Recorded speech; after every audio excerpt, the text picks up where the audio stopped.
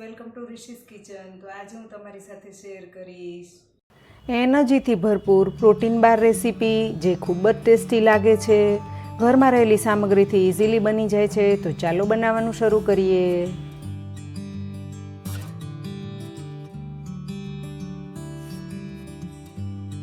ગેસની flame on કરી પેનમાં 1 કપ બદામ આ રીતે મોટા ટુકડા કટ કરીને લીધા છે। મીડિયમ ટુ લો ફ્લેમ પર ડ્રાય રોસ્ટ કરીએ। સાથે 1 કપ કાજુ, અડધો કપ અખરોટ, 1/4 કપ પિસ્તા આ રીતે કટ કરીને લીધા છે।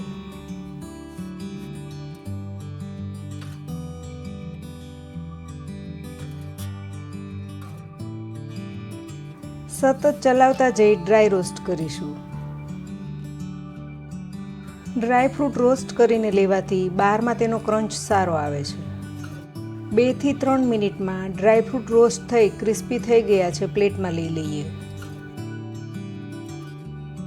તે જ પેનમાં અડધો કપ પમ્પકિન સીડ્સ, સાથે અડધો કપ સનફ્લાવર સીડ્સ, અડધો કપ મગજતરીના સીડ્સ,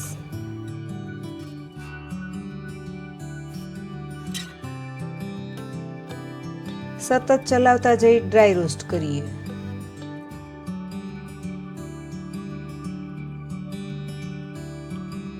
1 થી 1.5 મિનિટમાં સીડ્સ રોસ્ટ થાય ત્યારે અડધો કપ સફેદ તલ, 1/4 કપ કિશમિશ, સાથે 1/4 કપ ડેસિકેટેડ કોકોનટ થોડીવાર માટે રોસ્ટ કરીએ।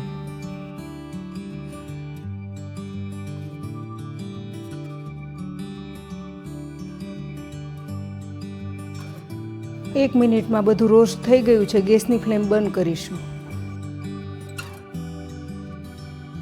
પ્લેટમાં લઈ લઈએ।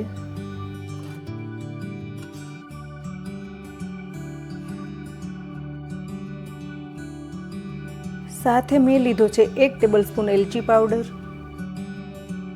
મિક્સર જારના સૌથી નાના જારમાં 25 થી 30 નંગ ખજૂર બી કાઢી સારી રીતે ધોઈને લીધી છે, પલ્સ મોડ પર પીસી લઈએ।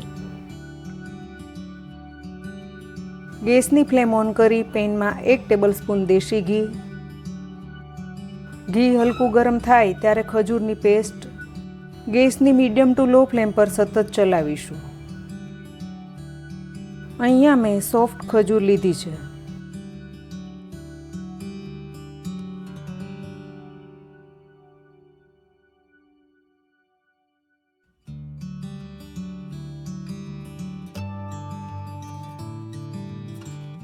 બે થી 3 મિનિટમાં ખજૂર રોસ્ટ થાય ત્યારે 3 ટેબલસ્પૂન પીનટ બટર, જેનો વિડીયો ઓલરેડી ચેનલ પર અપલોડ કરેલો છે, લિંક ડિસ્ક્રિપ્શન બોક્સમાં આપી છે, તમે ચેક કરી શકો છો। સારી રીતે મિક્સ કરીશું।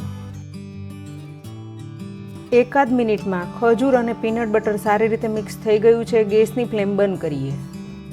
રોસ્ટ કરેલા ડ્રાય ફ્રૂટ એડ કરીએ।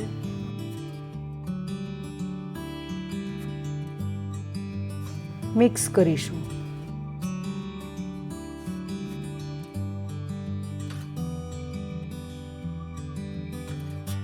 બધું સારી રીતે મિક્સ થઈ ગયું છે। બટર પેપર લગાવેલી ટ્રેમાં ટ્રાન્સફર કરીએ।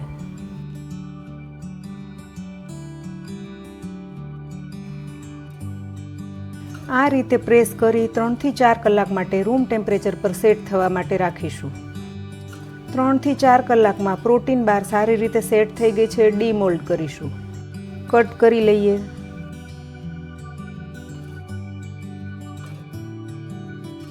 અહીંયા મેં રેડીમેડ પ્રોટીન બાર મળે તે રીતે કટ કરી છે। આ રીતે પ્રોટીન બાર તૈયાર છે।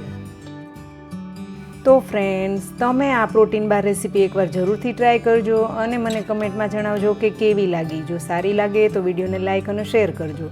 રિશીઝ કિચન ચેનલને સબસ્ક્રાઇબ કરજો અને આવી જ નવી રેસીપી જોવા સાઇડ પર આપેલ બેલ આઇકન પ્રેસ કરજો, જેથી આવનાર નવી રેસીપીના નોટિફિકેશન તરત મળે। ફરી મળીશું એક નવી રેસીપી સાથે। Thank you for watching.